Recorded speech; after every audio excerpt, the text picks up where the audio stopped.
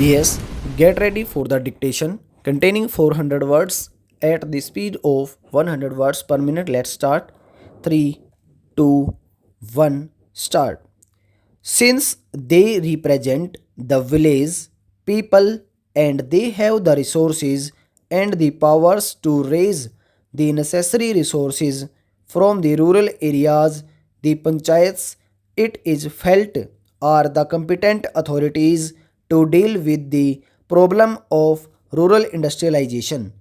Equally strongly, it has been argued by others that cooperatives are the right answer to the question as to which should be the authority that should deal with rural industrialization. I may also mention that there is a third school which believes that the import of private capital and private skill into the work of rural industrial development is the real answer to the problem which we face in the matter of rural industrialization.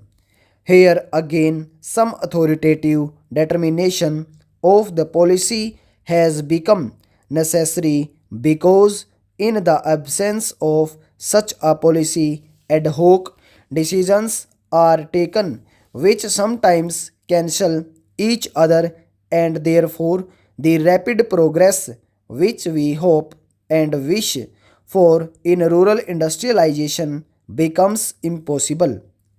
Then again, there is the further question of protection that may be necessary for rural industries in view of the lack of the internal economy from which rural industries would suffer. Whatever may be the answer to the first two questions, Professor Malkani has already referred to this question and various suggestions have been put forward.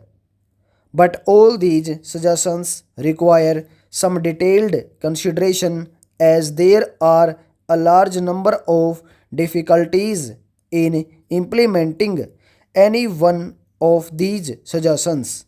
Demarcation of markets and the imposition of taxes in order to see that goods from the urban centers do not reach the rural centers in unfairly competitive conditions are some of the suggestions that have been made. One great advantage of a vast country is the large number of markets that are available for the goods that are produced in the country. However, if these markets are artificially restricted and goods are not allowed to move from one center to another, I am afraid more problems would be raised than solved if this protection is sought to be given in this manner.